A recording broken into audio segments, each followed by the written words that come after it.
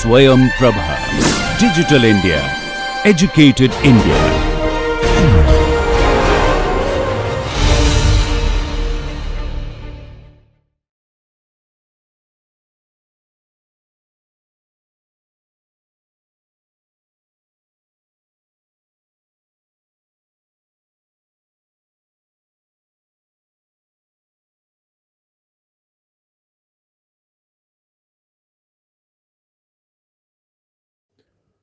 Hello and welcome to Marketing Management, a VUCA perspective. We are discussing core concepts, and at the end of the last conversation, we've discussed a lot about media and how we are able to look at an integrated marketing communications campaign as it flows out with deliberate choices and how it plays out. And so, therefore, in this continuing amazing journey, I will take you on a further understanding of the media mix. I am your tour guide and friend on this amazing journey, Siddhi Bhattacharyya. In the words of Scott Cook, who is the co-founder of Intuit, he says, brand is no longer what we tell the consumer it is. Rather, it is what the consumer set, all the consumers, they tell each other what it is. So, the control which earlier brand marketers used to have in their hands, that has now become the control of the community overall. And so, therefore, the community is the one which really looks at creating the narrative, and they become extremely powerful coordinators, collaborators and conspirators, if you will, in the destiny of how the brand shapes up. And therefore, the precision with which you actually pass the message along is where it all unfolds. The creative expression marrying into the communication media mix is the perfect concoction for marketing communications. So, therefore, you have to look at how media mixes carry the messages to the end consumer, with which we enter the second part of the communication media mix story. This is module 36, and we get into the science and art of creative communication, because that is where the enticement of the messaging really starts creating the consumer magic. Here we see the actual marketing communication, and that depends just not on what companies say, but crucially on how they express that particular message. There are creative approaches and informational to transformational appeals and message sources which create credibility, impact, and the consumer perception is driven towards the direction which is intended by the brand.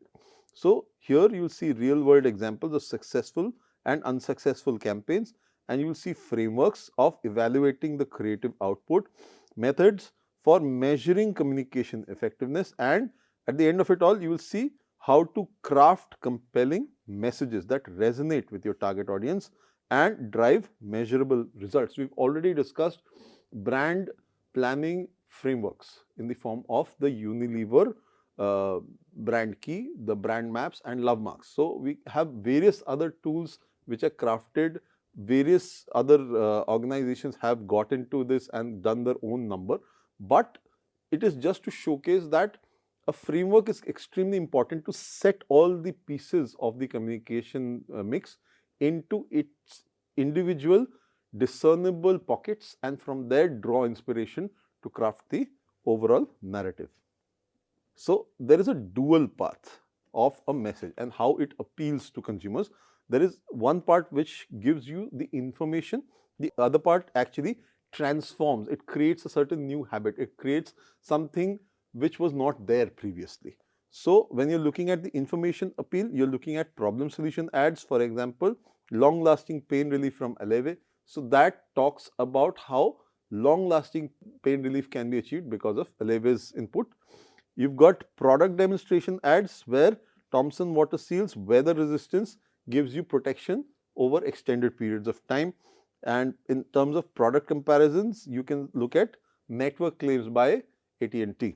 Similarly, in terms of testimonials from known and unknown celebrity endorsers, you can look at how certain information of how their experience with the brand has been is useful for the end consumer. In the case of transformational appeals, the focus is not on product, but it is non-product related benefits or the imagery, the feel, the general sense of being part of that brand story. And here you can stir emotions and motivate the purchase. You can give reasons to buy which are not functional, which are not logical. Here examples you can use are brand user portrayal for Volkswagen's drivers wanted campaign. Similarly, experience portrayal where Pringles, once you pop, you can't stop campaign. Then emotional triggers like humor, love, pride, joy, all of these things which actually trigger a mental response from people and trigger the right brain, more importantly, the emotive side of things. Then you've got motivational devices like music which compel, it gives you a certain flavor of the entire thing, and visually appealing imagery which tells more than just what words can convey as a story. So there is a certain psychology in this of one versus two-sided arguments. Now when you've got a one-sided message, it presents only a positive aspect of the product. It does not throw it up for conjecture, and so therefore it is something which is already supported by audiences who know of it, who agree to it. So you can get people who have already bought into the brand with that kind of messaging. However, there are two-sided messages as well. Here you acknowledge certain shortcomings and emphasize the strengths that you actually have, which overpower the shortcomings the way they are. Then you more effectively educate, and initially opposed audiences can be now brought into the fold. And there is certain point of argument ordering here. If you've got one-sided, you've got strongest argument first to capture people's attention, whereas if you've got two-sided, you put the opposing view first and end with your strongest point, closing the conversation. So research has shown while one-sided presentations of a product they seem to be more straightforward, two-sided messages can be more appropriate in certain contexts, especially when negative associations must be overcome. And that winning over a challenge, winning over a hurdle or obstacle is there. Human nature is all about achievements. Human nature is all about survival and is all about overwhelming odds in front of you, and yet you overcome them. So that effectiveness depends largely on the audience characteristics and presentation order of the arguments when you come to the narrative piece. So emotional appeal strategies exist where you've got a negative emotional appeal. Here you put in fear, you put in guilt, you put in shame, and these appeals work best when they are not too strong and the source credibility is extremely high. Therefore, the communication credibly promises the product will relieve that particular aroused emotion. It assuages that little guilt, it assuages the fear and shame and helps you tide over that particular scenario. Then you've got positive emotional appeals. Here, humor, love, pride, joy, these can all be brought in to create positive associations with the brand and therefore increase the engagement that is applicable. These appeals can be particularly effective for low involvement products because in these spaces, the conversation, the environment, the kind of feel that you leave, the emotional attachment that you create, these are aspects which help the consumer understand and act on that particular emotion which is left behind. Finally, there are motivational devices. Here you can have attention grabbing elements like cute babies, popular music, provocative imagery, and these can increase the involvement, but you also risk overshadowing the product message if these are not carefully balanced with what the product is talking about. You can't make the scenario the hero, you have to make the product which is being showcased the hero. So therefore, that needs to be considered when creating communication. Messages are most persuasive when they moderately disagree with the audience beliefs because it creates that argumentative conversation with them. The challenge for marketers is to capture attention in a cluttered media environment and still effectively communicate the core brand message, because when you put some amount of effrontery in front of people, they want to fight it out, they want to put up their fists and duke it out with you. So that is precisely where you can have that informal conversation with them, even though you're not face to face, but the ad is triggering those emotions in people's minds, and that increases the engagement from the consumer side because now you have their attention. Now they're ready for a fight. Now they're ready for the argument to come at you. And that is when you can lead them to the conclusion and get your product or your service sneakily across. So then what are the elements of creative execution? You've got print elements where you've got headline, copy, illustration, color, all of these must work together to convey the intended message. Audio elements, words, voice quality, the kind of vocalization that must happen, and all of these align with the product positioning. And then you can have an announcer promoting a luxury car, and this should sound different from the one promoting a used vehicle. So the notation of the voice has to be very, very drastically different. The emotive quality also has to differ. When you're talking about video elements, you look at all audio elements plus body language, visual storytelling, and production quality, which must be planned to create a cohesive message. It has to run in one particular direction. And then if you take digital elements, then the layout, the fonts used, graphics, etc., all the interactive elements must be specified to create an engaging online experience. So you take all of these pieces of the puzzle and design your communication so that it is meeting that particular media requirement. Again, the magic of advertising lies in bringing abstract concepts to life. This part, giving them that magical life, is very, very important, because that is what captures the conscience and the consumer's mental space. Each of these medium requires specialized creative considerations and effectively communicates the brand message therefore. And best campaigns maintain the consistency across channels, because you may not use just one particular medium, you may spread it out. And so therefore, it optimizes each medium's unique strengths, and that is all about understanding how the media mix and the messaging work hand in glove. Now, how do you create the source credibility aspect of things? The first thing is likability. You have to have attractiveness, candor, humor, naturalness. It should be believable. The second part is trustworthiness. So whatever the perceived objectivity and honesty is being displayed, that should strike a chord with consumers. And then yes, you need to have certain amount of expertise, specialized knowledge, and back the claims of what you are going to state.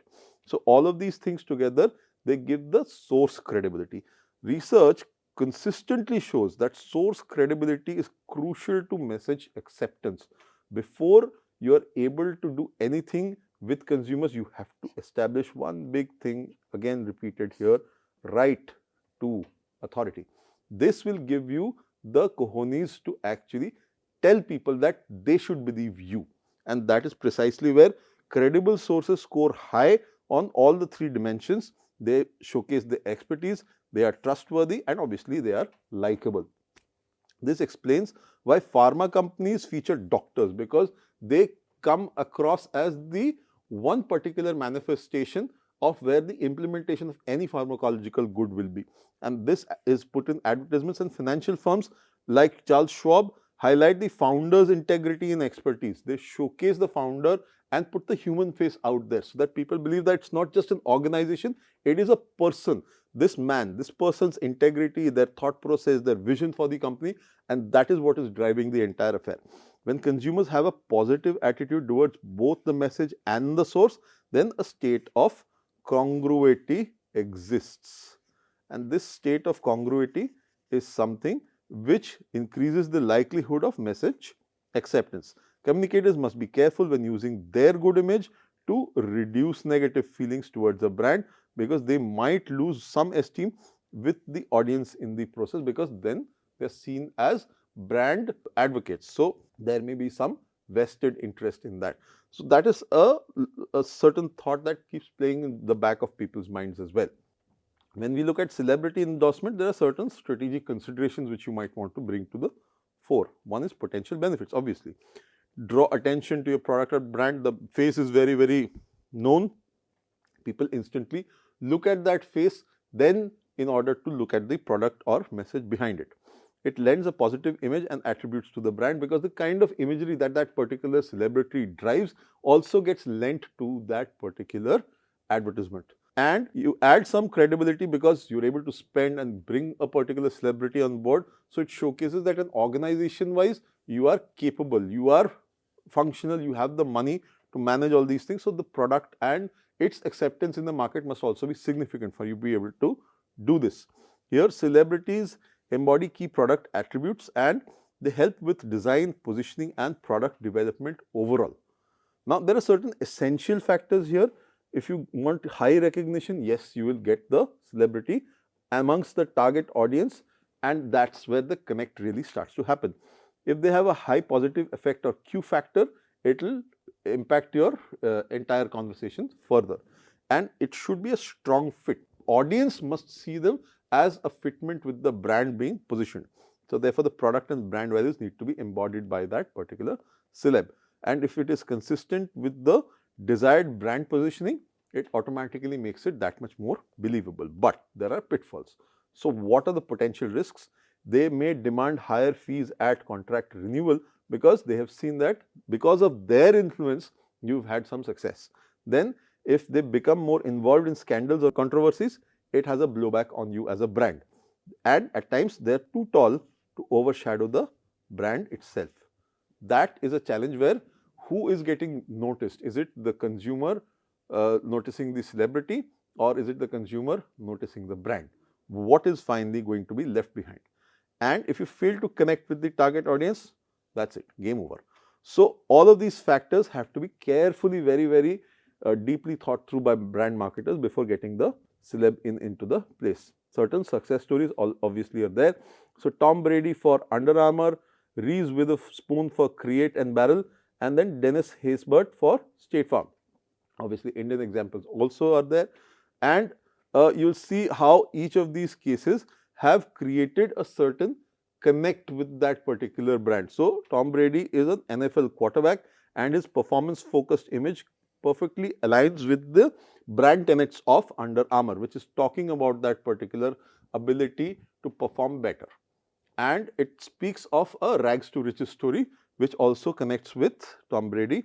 It showcases elite athletic wear, creates an authentic connection because it is at the end of the day an athlete who is talking about sportswear, and resonates with the consumers, therefore seeking high performance sportswear as a result. In the case of Reese Witherspoon, Witherspoon is sophisticated yet seems approachable, and this image helps position Crate and Barrel as a stylish but accessible home furnishing brand. Her credibility as a lifestyle entrepreneur through her own brand, Draper James, strengthens this particular partnership. In the case of Dennis Haysbert, Haybert's deep, reassuring voice and statesman-like presence convey trust and security, and therefore these are essential qualities for an insurance provider which get converted. His consistent presence made him synonymous with the brand's reliability messages because it stayed on as he kept coming and speaking more and more about the brand. Now, beyond endorsement, you can actually take on the celebrities as creative partners. Now, product design collaboration is where you can bring in certain celebrities and use them in that conversation. Nike brought in elite athletic endorsers like Tiger Woods, Paul Casey, Stuart Sink into their product design, prototyping and testing processes at their R&D facilities. And that endorsement deepened the interaction with the particular celeb and made them an integral part of the campaign. Similarly, the roles which brand ambassadors play. So, therefore, if Beyonce for Pepsi, will.i.am for Intel and Taylor Swift for Diet Coke served as designated ambassadors, they were able to expand the creative duties and had long-term relationships with the brands. So, therefore, it conveyed a certain continuing relationship with them for a longer period of time. In terms of voice talent contributions, John Hamm speaking for Mercedes-Benz, Morgan Freeman speaking for Visa, George Clooney speaking for Budweiser. They had very distinctive voices, and these voices are obviously well known by consumers. So, these distinctive voices in commercials directly leveraged their visual frame without even featuring them on screen. And in terms of creative direction input, Justin Timberlake got the Bud Light Platinum ad and Alicia Keys got the BlackBerry ad, and these have influenced the creative direction and product positioning for their partner brands because they got involved in the actual creative development. In India's case, I don't know if a lot of people have not seen that, but there was a Coca-Cola ad where the small bottle of Coca-Cola, glass small bottle, was at one point in time projected at 5 rupees, and there was a very famous series of ads featuring Amir Khan. Now, Amir Khan had in those ads spoken of 5 matlab chota Coke. that Panch Matlab Chhota Coke connection was built pure play because of Amir Khan and the other actors' interactions which were done in a series, and the establishment of Thanda Matlab Coca-Cola first and then Panch Matlab Chhota Coke were iconic in India, and thereafter it created the way to pave success for Coca-Cola, which was lagging behind Pepsi. So there was an iconic shift from one brand to the other in the minds of Indian consumers. And Thanda and Garam are two offerings which generally people offer to guests who come at their place. So Thanda means obviously something cold and refreshing. Hot means something which is obviously hot and therefore it is suitable for a chillier day. So people prefer different things for different reasons. But establishing the equivalence between Thanda and Coke established a superseding of Coke on that particular space of Thanda, and it made it commercially intertwined in the Indian consumer's mind, at least in the Hindi speaking belt it did. So that got Coca-Cola the unforeseen success which they were really trying to wrest away from Pepsi. So today's celebrity brand relationships often extend far beyond traditional endorsement roles, and celebrities get involved in deeper aspects of product development and creative direction, and brands create more authentic partnerships, leveraging the celebrities' expertise and credibility in more meaningful ways. Now, there is an ad plan framework for creative evaluation. How do you ensure that your particular creative is working the way you intend it to? The first thing is attention. So, does the ad capture and sustain interest from the target audience? Is it distinct? So, therefore, does it use themes or creative devices that give it more rituals, give it more certain features which set it apart from what competition is doing? In terms of positioning, does it situate the brand in the right category with a strong benefit and a reason to believe? Then, does it link it with the audience? Remember the ad and the brand in connection with the creative execution. So, Thanda Matlab Coca-Cola was such an instance where both things went smack into the center. And then there is amplification, where audience thinks that the ad was predominantly positive and takes a good response away from it. And finally, does it add to the net equity? So, therefore, does the ad fit in with the brand's heritage and established associations and builds upon what was already there? So, it is an upward surge with this particular process flow which helps the brand take advantage of whatever is being put out there in communication. Now, when you measure the communication effectiveness, first and foremost, you look at inputs like media placements, press clippings, numbers of ads pushed out there. Then you see intermediate outputs. So, you obviously measure the reach, frequency, recall, recognition scores through various research points, and the longest term measurement is in the form of behavioral outcomes, where you actually see it reflected in purchase, in the amount of usage that happens, people coming out and doing brand advocacy, and yes, definitely the sales impact, which is the last mile success story for any particular brand. So, senior managers typically demand to know the outcomes and revenues resulting. So, this is where the conversation for ROI really germinates from. And while communication managers offer the report inputs like press clippings and expenses like media costs, more sophisticated measures are there to measure how intermediate outputs and ultimate behavioral outcomes are measured by the brand. So, all of these things give you sales results and ROI, and through this connection, you can challenge the established market conclusively. Now, there is a supply side versus a demand side measurement. On the supply side, you see it assessing media coverage and exposure metrics. So, number of seconds for which the brand is visible on screen when you are looking at a TV ad or a video ad on YouTube. Column inches and press clippings of a mentioned brand. Then equivalent advertising value of editorial coverage. This is when you are looking at PR. And then the share of voice relative to competitors, because you are weighing how you are standing vis-a-vis competition. On the other side, you have got demand, where you aim to assess actual effect on the consumer target audience, and you see recognition, recall of messages, again done through research, changes in brand awareness and attitudes, which is post the research and in a UNA study, which is a usage and attributes study, which you check in time. So, it is called a U&A study. Then you have got purchase intentions and behaviors, again you get all of these there, and finally brand advocacy and word of mouth, which you can measure nowadays. Social media is a great tool to actually check this out extensively. So, demand side approaches provide more insight into the impact on consumers, and it may be more complex and costly to implement effectively, but if you achieve it, yes, you have got it nailed. So, with that we look at testing methodology for pre-testing and post-testing. When you are measuring current awareness, let us say it is a baseline brand recognition for before campaign, you can see it is at 20%. Now, you have a target awareness. So, where you want a desired level after target completion. So, therefore, you might want it to reach 50%. So, this is the transition that you really want. Then actual result, how much measured awareness level post campaign did you actually receive? Here you can actually see from 22 actually reached here. So, this was intended, this was actual, and that is how you measure the effectiveness of your campaign. And this is the awareness gap. This is a shortfall which required strategic adjustment, and so you understand how well your campaign has actually worked and what all you have done in order to push it further. So, many advertisers use pre-test to gauge the potential effectiveness of the advertisements. Before full deployment, you get a team in of potential customers, you expose the ad to them and then get their reactions. This allows for modifications to improve the performance before it is put out for the general public.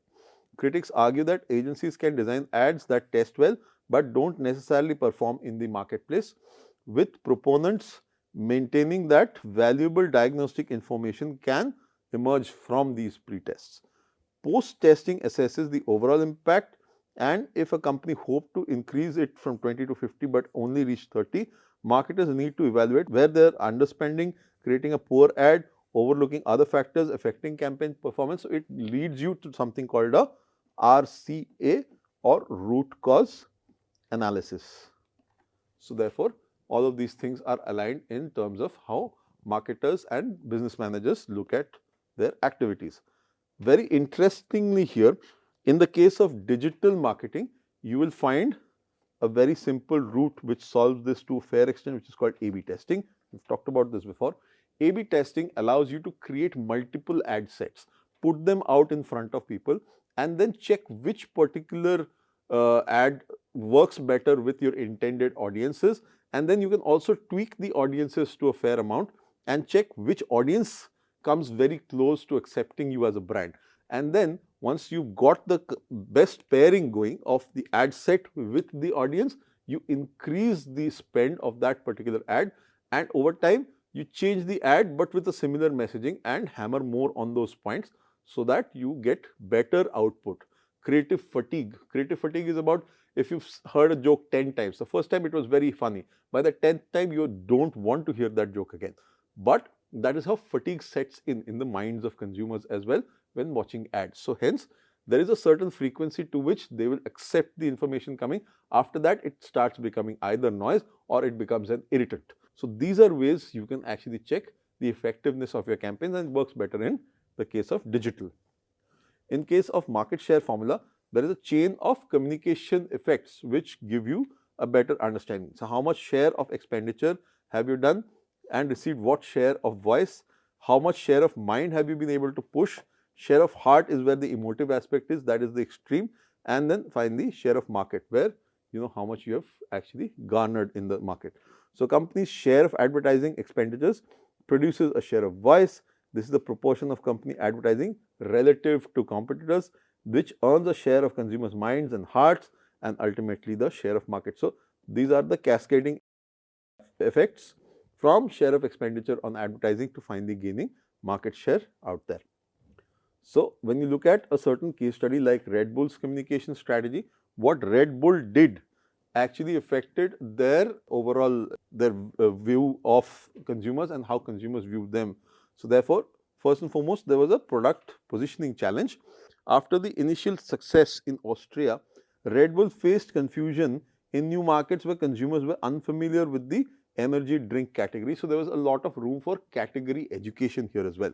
they needed to clarify when and why people should consume their product. So, they were to give them instances, they were to give them rituals about the particular product, and so therefore, they created the adventurous lifestyle positioning. Why? Because that is when you're out there, you're using particular environments and you need the energy to actually experience it better. So, Red Bull addressed consumer confusion by focusing its positioning around an adventurous lifestyle. The famous slogan, Red Bull gives you wings, is what has stayed on, and this has helped communicate the beverages effects in a very, very memorable way. In fact, their advertising, which is line drawing format, also gives this particular story new and new context whenever new ads come about. But the stylization is very recognizable and it becomes part of the brand myths and rituals. It is totally distinguishable as a Red Bull advertisement, and anybody even trying to copy will look like a Red Bull advertisement. So, hence they have got their advantage of a very clear creative space through which they operate. Then they got into sports marketing, which was their expansion. Beginning in 95, Red Bull built an extensive sponsorship portfolio, including Formula One racing, NASCAR, motocross and extreme sports. Why?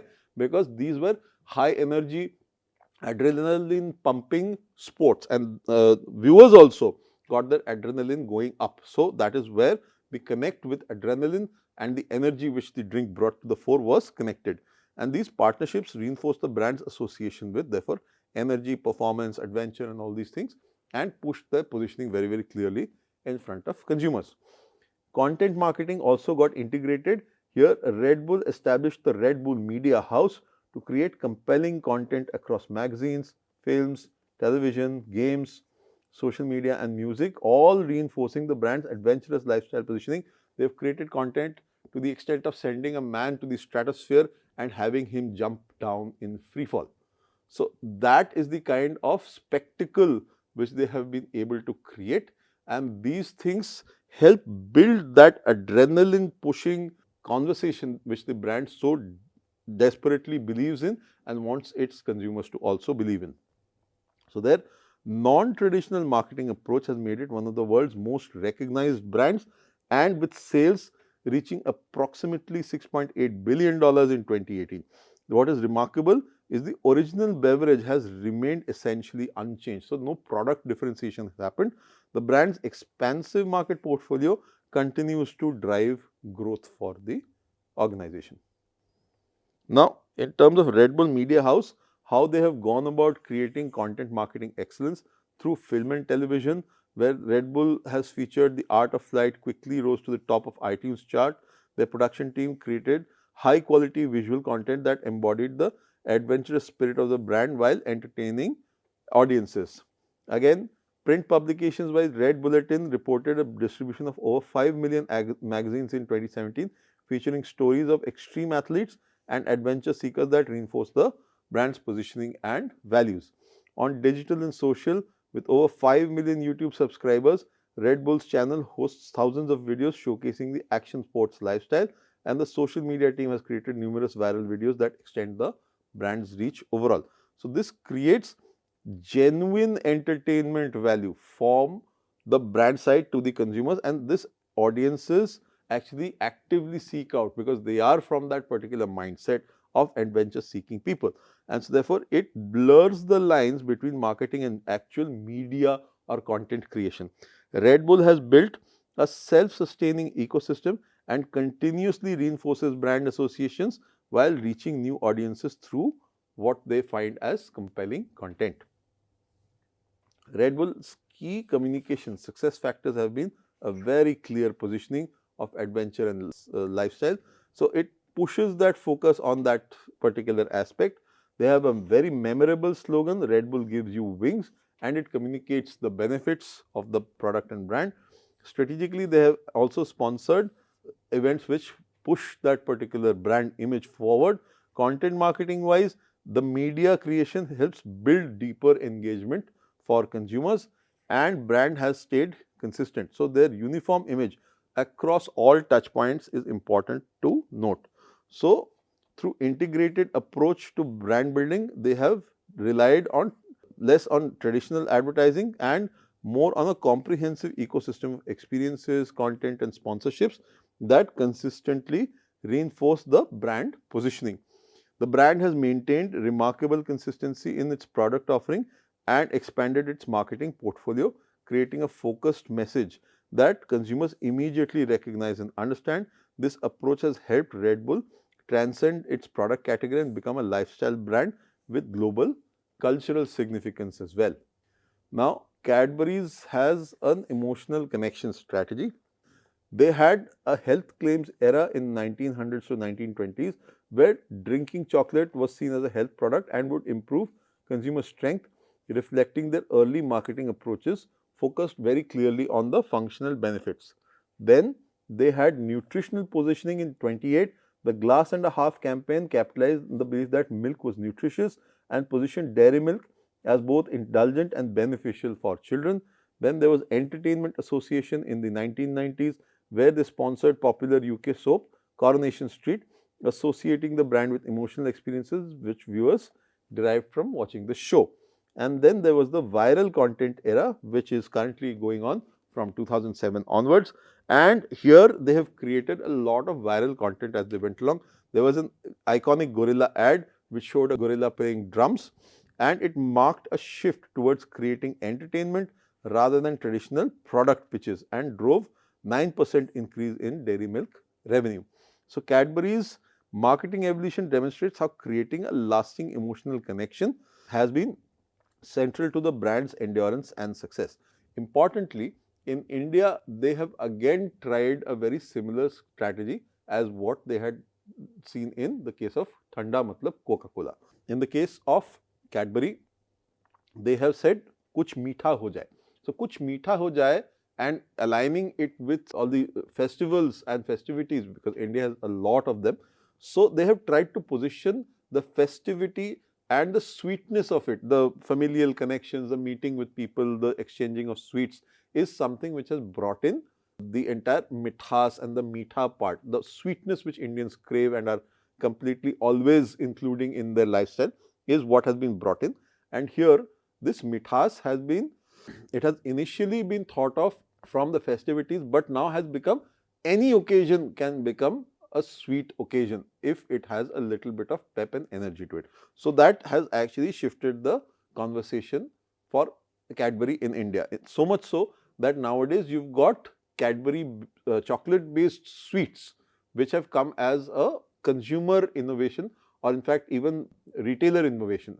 So, especially in Calcutta, you will find chocolate in sweets which they have brought in as an innovation, and very famous sweets have had this fusion, if you will, and that has increased the curiosity as well. Cadbury, with all of this, has consistently adapted its communication approach to maintain its relevance and build strong emotional associations with consumers. In the 2007 ad, it featured a gorilla performing Phil Collins' In the Air Tonight song, and that transitioned to an image of dairy milk with the slogan, a glass and a half full of joy. Earlier, the nutritive benefits had now shape changed into the joy part of having chocolate. And this seemingly unrelated elements created intrigue and memorability for the brand. It had amazing viral success, and it leveraged digital marketing's affinity for rapid dissemination and effectively engineered a viral hit which the audiences actively shared. And the campaign demonstrated an early understanding of how to create shareable content. Obviously, the measures of the results were extremely good. Dairy milk revenues rose by 9% during the campaign period, and the timing was particularly valuable as Cadbury was at that point in time facing challenges. So, hence, factory closures were happening and concerns about its acquisition by Mondelez were also affecting the organization at that point in time. The Gorilla campaign represented a paradigm shift in Cadbury's marketing approach and focused more on entertaining the viewer than directly pitching the product. And this creating content bit has audiences genuinely watching and sharing. Cadbury has created lasting brand associations and drove measurable business results as well. In other formats also, beyond their Cadbury's Dairy Milk expression. They also have something called 5-star, which is a Noga chocolate. So in the case of 5-star, especially in India, the advertising has been iconic again, and the kind of communication, the creative aspects of that particular communication have been beautifully carved in a lot of expressions, and they have had hardly any connection with the sweetness or the savoriness or the functional benefits of chocolate. They've all been unrelated but created memorability because of their iconic positioning, and it has been very, very humorous and extremely ambiguous in that space. So they've called it 5-star khao bhul jao, and it showcases somebody having a bite of 5-star and completely going into La La Land. So that kind of communication has brought a lot of intrigue and fun into the entire aspect, and chocolate and having fun have been married extremely well by Cadbury in India. So Cadbury always does integrated marketing communication since, and it creates shareable content, whatever you've seen, whether it be gorillas or whether it be the Dairy Milk advertisement in India. They also have had iconic ads being reproduced in India. There was an iconic cricket tournament ad in India which showed a girl cheering her husband playing cricket who hit a boundary, and she walks onto the field literally dancing. The flip of it has been again reproduced with a boy coming and cheering his girlfriend playing cricket and who hits a boundary. And it is a very cute, embarrassing moment for the player on field to see their better half coming in and doing this little jig in support of their capabilities. So content like that has actually brought a lot of fondness for the brand as well. Again, deploying it across multiple channels, they have had integrated campaigns across traditional channels, including billboards, TV, cinema, magazines, sponsored events, everywhere they've been available. It focuses on emotional connections, and they have created campaigns like Mom's Birthday that focuses on positive emotional experiences, aiming to build warmth and care associations with the brand as well. So it stays in that warm, happy, joyous space and pushes the entire product story forward. It also helps maintain a dedicated social presence because content is important to keep churning out, and that is where Facebook and Twitter pages have the product line with frequent updates about direct consumer engagement through interactive campaigns. So they have also learned from their marketing missteps. In 2019, they did a treasure hunt campaign in the UK, and it was a hunt for encouraging children to find ancient artifacts at historically important UK sites. Campaign was quickly withdrawn after criticism from archaeologists who called it irresponsible and intensely stupid because there was potential looting risks at protected sites, and it had varying local laws which could lead to legal violations, and obviously there were health and safety concerns for children digging in soil. So all of these missteps were also looked at and they have reneged from whatever they start doing. Coronation Street sponsorship end because Cadbury terminated its decade-long relationship with the popular UK soap when the show's narrative shifted towards more controversial storylines that did align with Cadbury's desired brand image. So again, this is where let's look at the show itself as a particular celebrity for the brand, and this is where the association actually becomes tenuous for the brand to consider because of the shift in the fortunes and destinies of the celebrity in this case. The importance of this ongoing partnership was evaluated and strong brand alignment in sponsorships was looked at again.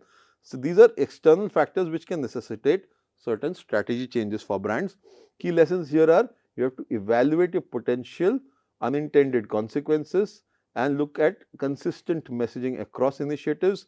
Be prepared to quickly withdraw because you have to pivot at a given moment's instance and maintain your brand values even at the cost of popular partnerships. All of these are about staying alert and yes, having your famous VUCA glasses on so you can track any of these incidents before they even happen, or the sooner you are able to track them, instantly help your organization pivot. So setting communications objectives wise, you have to establish a category need which creates the demand for that particular product. You create your brand awareness and ensure there is recognition and recall for yourself. You build a positive attitude and improve the sentiment towards that particular brand, and finally hammer on the purchase action, and that is where you increase the intention to buy your brand. So, these are the steps you set up your communication objectives with, and you also then select the channel. So, communication channels fall broadly into personal and non-personal categories. Personal channels include advocate channels, for example, company salespeople, expert channels like independent authorities, and social channels like friends, family, and peers. Non-personal include print media, broadcast, digital atmospheres, which are design environments, and events, which are sponsored activities. So, these are the mix of personal and non-personal involvement when you come to channel selection. And how do you set your budgets accordingly?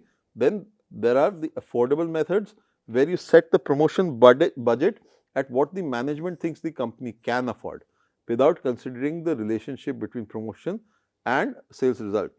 It can be simple, conservative and approach that avoids any amount of financial strain, but it ignores the causality between spending and results gained from it, which may significantly underinvest the brand. In the case of percentage of sales method, you simplify the formula and scale with a business size, but then it sees only sales as a cause rather than as a result of promotion, and it can lead to decreasing of spending when sales fall. Then there is a competitive parity method where you use market intelligence to guide these decisions. It also assumes therefore competitors know best. So, you are pitting yourself and pegging it at how your competition is doing and ignoring different objectives and situations which may be pertinent again for the brand. And there is then an objective and task method, which is the most logical approach that connects spending to the goals that you want to reach, but this is more complex to implement and requires clear objective definition, and therefore it is dependent entirely on the talent of the management team which is executing it. So, within the marketing communication mix, what you will find are first the market type. So, whether it is a consumer versus business market which is needing approachment, then the buyer readiness, how ready are they in their purchase journey to actually select which tool you are going to use. Then the product life cycle, how is your product actually in its life cycle? Is it just invented? Is it entering a growth phase? Is it at a maturity phase, or is it declining? And then how do you rank in the market? Whether the brand position influences actual communication strategy. So, what is the role of advertising in this communication mix?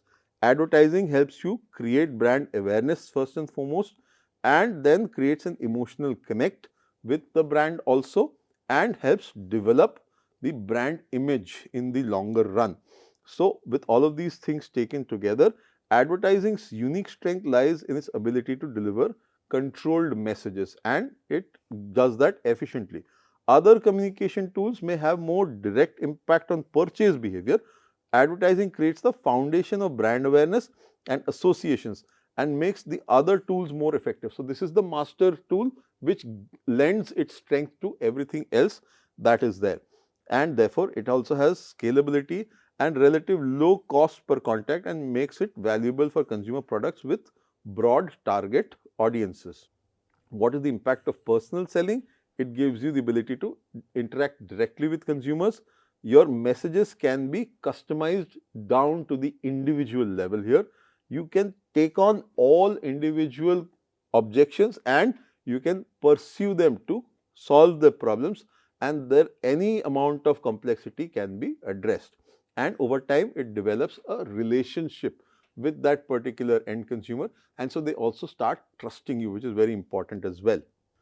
In terms of sales promotion, there are certain strategic considerations. There is a short-term impact on price promotions.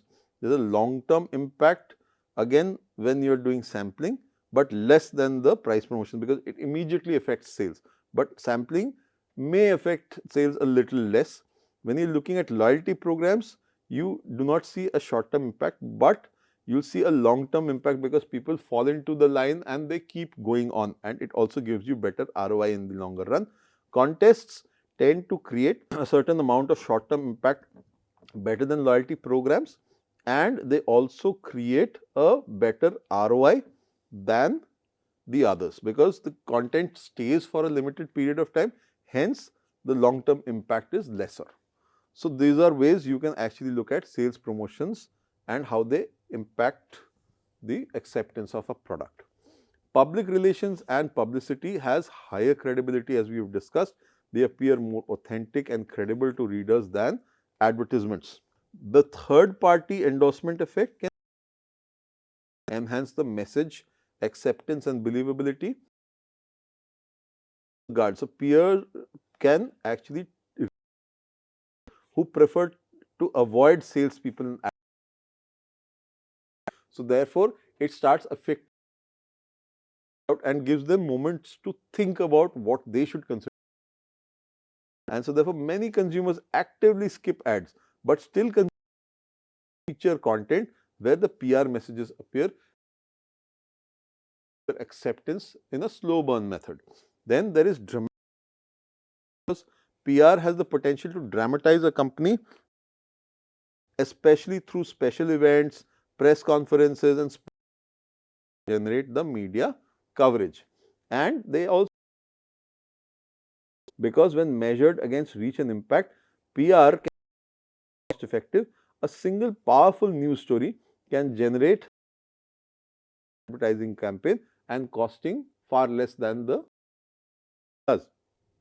Then there is direct and digital marketing. These have revolutionized the communication landscape, measurable and interactive customer. These approaches span email marketing, apps, SEM, search engine marketing, and provide unprecedented targeting precision, and they have the natural consumer feedback right into the medium itself. So here the choice of the media, the consumer's mindset the moment they open up and receive. These channels lie in the ability to deliver customized with the data that you have. Now AI is also there at your disposal. The ability to further chip it down, and that individual customer data and behavior will. This personalization dramatically increases the relevance made to measure for that particular individual customer. Rates therefore increase, and it is better than mass media approach. The detailed performance metrics allow for continuous tasks, and these can work automatically. Funnel journey with automatic response of what the responses will be decided upon which particular, and with unsuccessful tactics you can quickly advise them to improve the ROI. So there is an agile machine based thing. So there are agile systems allow you to track, then it allows you to learn, and it allows you. So automatically all these three, adaptability towards the and the ability to adapt it to better ROI. In integrated marketing communication, you get first consistency. You get a unified message. Everywhere you are seen as a standard brand, and this automatically helps people. Adherence increases and consistent brand identity are established. The audience focuses because with them, about them, then they are more. If you put out channel optimization, you leverage strengths and ensure that you are using radio, little audio story. If you are using a billboard, you that give you better reach or push your goal. If you are using digital, you're measuring how the finally sales, and then there is mind effect is greater than the sum of the parts, and measuring, because if you put in the little bread,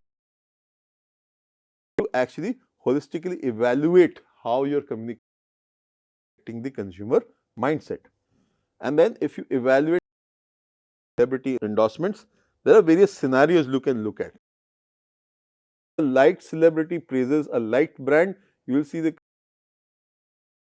positivity towards both and likely outcome of reinforced attitudes for the brand. If there is a liked celebrity which praises, will be towards the celebrity, negativity towards the brand attitude, but slight decrease in celebrity attitude, brand which the audience did not expect them to. Mala brand being endorsed by Pierce Brosnan, who is an international celebrity. All over the media saying what is wrong with him, why is he endorsing some. So there is disliked celebrity who praises a light positivity towards the celebrity and positivity towards the brand attitude, because why has the brand now associated with somebody public limelight, and there will be limited change in the celebrity perception because they may gain from the entire engagement, and the same celebrity multiple disliked brands here initially towards the celebrity and eventually going further and continued negative attitude towards. So when you're measuring communication ROI of positive editorial coverage versus equivalent advertising, PR value multiplier of 5 to 10 times the original. When you're looking at typical day after recall for successful, you can probably look at a 48% average recall. When you're looking at targeted digital display campaigns, you see a click-through rate rise to about 12%.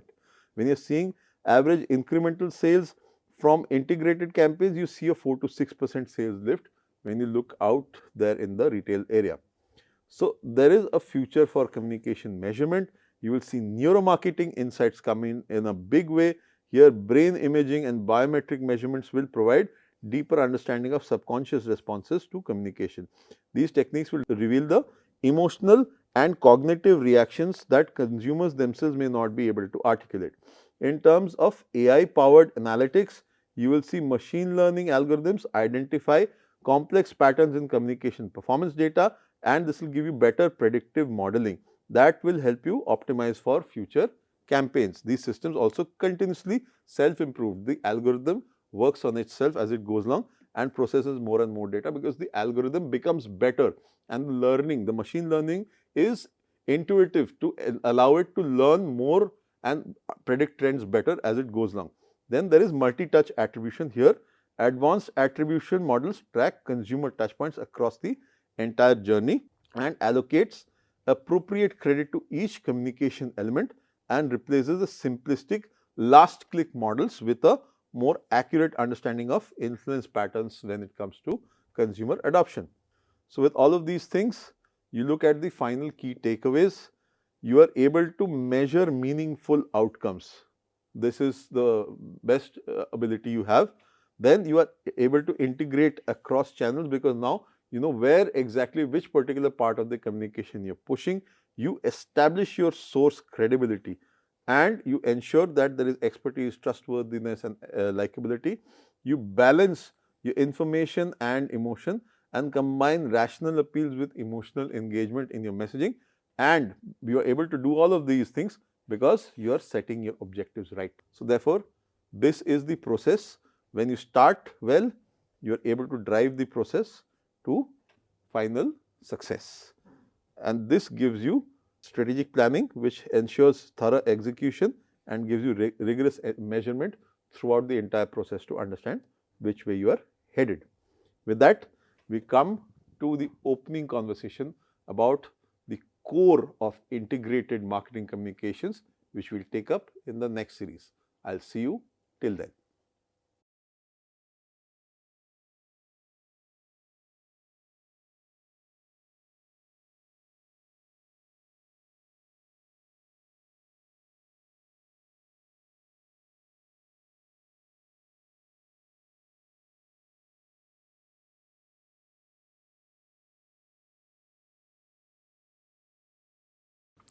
Hello and welcome to this piece of literary snippet.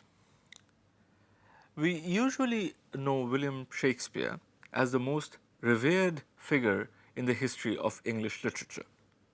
But we often tend to forget that he has also been one of the most hated figures in literature. And here I am not talking only about those boys and girls who have to memorize long sections from Macbeth or King Lear or Julius Caesar before they can go and sit for their school or college exams. But I am also talking about people who are themselves quite famous authors. Tolstoy, for instance, considered the writings of Shakespeare to be, and I quote, crude, immoral, vulgar, and senseless. George Bernard Shaw absolutely loathed Shakespeare, as he did Homer. But perhaps no other criticism about Shakespeare is more damaging than the one which says that Shakespeare is a marvelous storyteller, provided someone has told him the story earlier. Now, this piece of criticism is particularly damaging because it is true. None of Shakespeare's plays contain any original story whatsoever. They are all written using pre-existing materials, pre-existing stories. Now, does that diminish the stature of Shakespeare as a dramatist? Well, I'll leave that for you to decide. See you in the next episode of Literary Snippets.